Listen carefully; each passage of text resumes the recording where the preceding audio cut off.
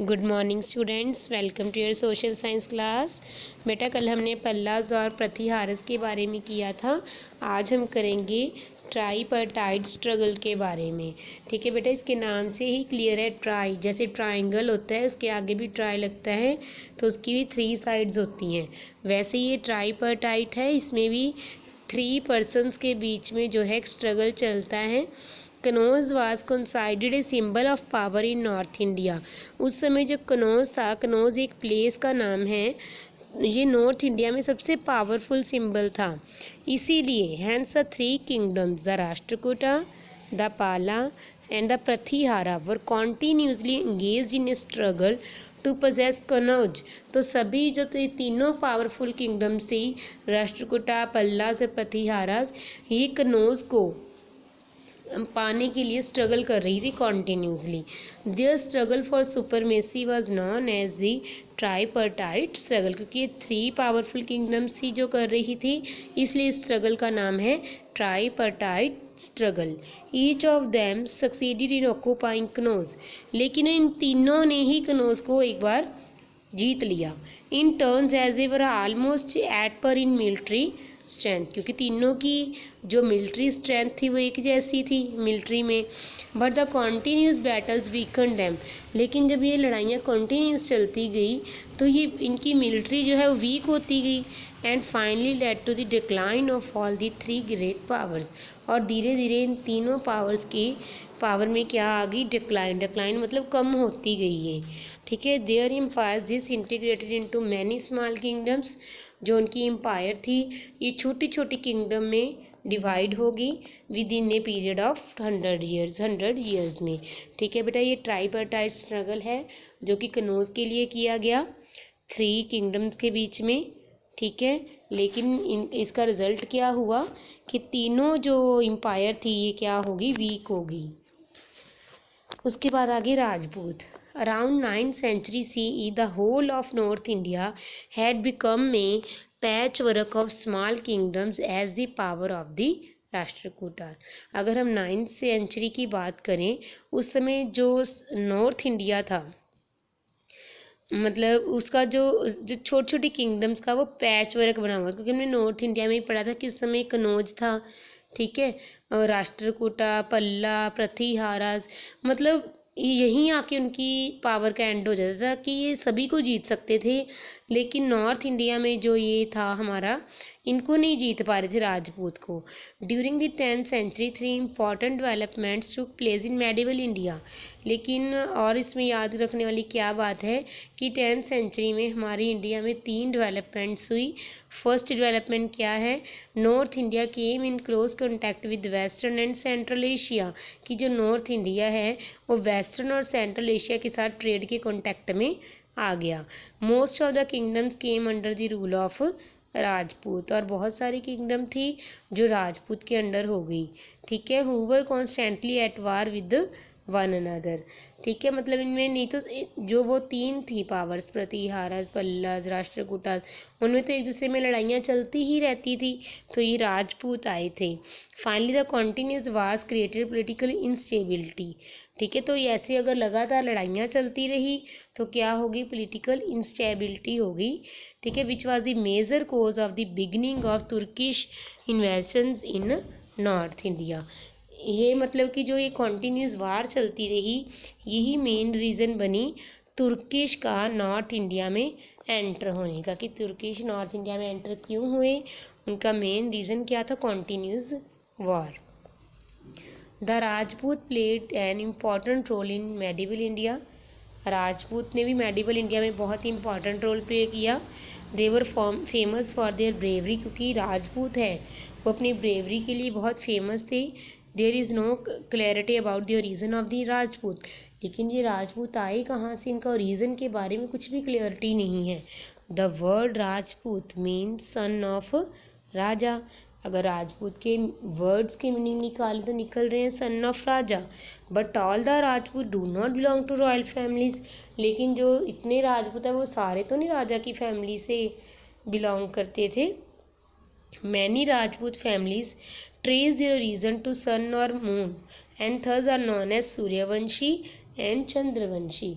बहुत सारे राजपूत थे जिनका कहना ये था कि जो उनकी फैमिलीज़ का ओरिजिन हुआ है, उनके पूर्वज का ओरिजिन हुआ था, वो सन और मून से हुआ था, इसीलिए उनको सूर्यवंशी और चंद्रवंशी भी कहा जाता है। सम हिस्टोरियंस, लेकिन कुछ हिस्टोरियंस बिलीव करते हैं that the Rajputs are descendants of origin tribes who are settled in India, कि मतलब जो राजपूत हैं जो इधर फॉरिजन ट्राइब्स रहने आई, बाहर से ट्राइब्स रहने आई फॉरेन से, उन्होंने मतलब अपना कुछ हिस्सा यहाँ पे छोड़ दिया, ये वो राजपूत हैं। It is also believe that the main 4 clans of Rajputs were born from fire altars. कई लोग ये विश्वास करते हैं कि जो ये राजपूत हैं ये आग से निकले हुए हैं, इसीलिए इनको क्या कहा जाता है, hence they are also known as Agni kul. They are Paramas, Prathiharas, Chauhan and Chalukya. There were about 36 clans of Rajput. मतलब ये भी एक राजपूत की ही आपको बताई गई है आगे टाइप, पैरामार्स, प्रतिहारस, चौहान एंड चालुक्य। ठीक है, अगर टोटल क्लैन देखी जाए तो राजपूत की 36 टाइप्स हैं, क्लान्स हैं। ठीक है बेटा, ये हमने पढ़ा है राजपूत के बारे में।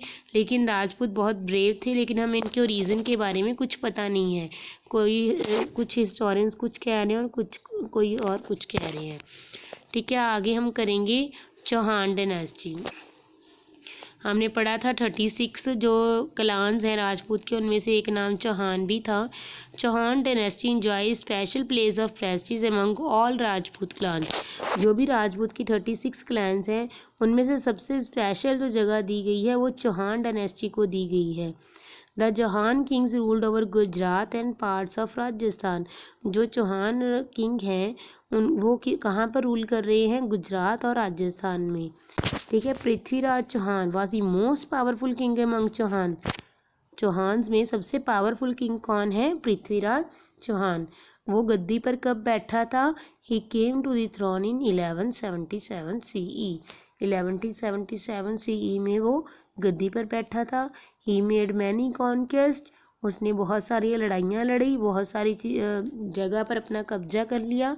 ही also the advances made by Mohammad Ghori of Ghor by defeating him at the battlefield of Tarain near Bathinda. मतलब उसने ये भी चेक किया, क्योंकि एक बार वो मोहम्मद गौरी थे गौर के, उससे हार गए थे त्राइन की लड़ाई में। त्राइन की लड़ाई हुई थी, ठीक है, तो उसमें जो मोहम्मद गौरी थे वो हार गए थे। इसलिए even today Prithviraj Chauhan remains a hero of many folk tales of India. इसीलिए पृथ्वीराज चौहान को आज भी बहुत सारी फोक टेल में, बहुत सारी लोकगीत में एक हीरो के नाम से भी याद किया जाता है। Chand Bardai compose an epic poem. एक ये पोएम है चंद्रबरदाई पृथ्वीराज रासो, जिसमें पृथ्वीराज चौहान की ब्रेवरी और हीरोइज्म के बारे में पूरी तरह से एक्सप्लेन किया गया है। ठीक है, the struggle for supremacy and constant in fighting created disunity and enmity among the Rajput. जो ये स्ट्रगल चलते रहे चौहान डायनेस्टी में, ठीक है, इसमें क्या हुआ, लगातार जो डिसयूनिटी थी और एनमिटी थी वो बढ़ती गई। ठीक है, तो अगर हमने आपस में लड़ना शुरू कर दिया तो कोई तीसरा तो फ़ायदा उठाएगा। This attract the Muslims invention in India. जब राजपूत आपस में लड़ने शुरू हो गए तो मुस्लिम जो इंडिया में एंटर हो गए। The Rajput failed to join hands with each other to defend India from invasions. Rajput ने आपस में हाथ भी नहीं मिलाए, ठीक है, तभी जो इंडिया था वो अरब के हाथ में चला गया। अगर राजपूत की 36 क्लैन से अगर वो आपस में हाथ मिला के ज्वाइन करके फाइट करते तो कभी भी हमारा इंडिया किसी और के हाथों में नहीं जाता। और आपको पृथ्वीराज चौहान और जयचंद के बारे में एक छोटी सी स्टोरी और बताएगी बेटा, डू यू नो में। Jaichand the king of Kannauj, हमने कनौज के बारे में पढ़ा था कि ये बहुत ही पावरफुल सिंबल था नॉर्थ इंडिया में, उसका राजा था जयचंद। ठीक है, हेल्ड ए स्वयंवर फॉर हिज डॉटर सुमुक्ता, उसने अपनी बेटी की शादी के लिए कि स्वयंवर रखा। He did not invite Prithviraj, लेकिन उसने पृथ्वीराज चौहान को इनवाइट नहीं किया। बल्कि he placed a statue of Prithviraj in the position of door keeper in his court to insult him. बल्कि उसने जानबूझकर पृथ्वीराज चौहान का स्टैचू बनवाया अपने दरबार के डोर कीपर की जगह पर, उसको इंसल्ट करने के लिए। लेकिन जो कनौज की राजकुमारी थी, the princess of Kannauj, rejected all the princess assembled and instead placed the garland around the statue's neck। लेकिन जो जयचंद की बेटी थी उसने सभी राजकुमारों को रिजेक्ट कर दिया, ठीक है, और हार किसके गले में पहना दिया? स्वयंवर का स्टैचू के गले में, जो कि जयचंद ने पृथ्वीराज चौहान को इंसल्ट करने के लिए बनाया था। Before the courtiers realized what had happened, Prithviraj who had been hiding close by sprang up and rode away with the princess। जब तक ये दरबारी देखते कि ये हो क्या रहा है कि राजकुमारी ने एक स्टैचू के गले में हार पहना दिया, इतने में पृथ्वीराज चौहान जो कि साइड में छुपा हुआ था वो आया और प्रिंसेस को अपने साथ जो है घोड़े पर बिठाकर ले गया। ठीक है बेटा, तो ये हमें पृथ्वीराज चौहान की इसमें आपको ब्रेवरी के बारे में बताया हुआ है। ठीक है बेटा, ओके बेटा, बाय बेटा।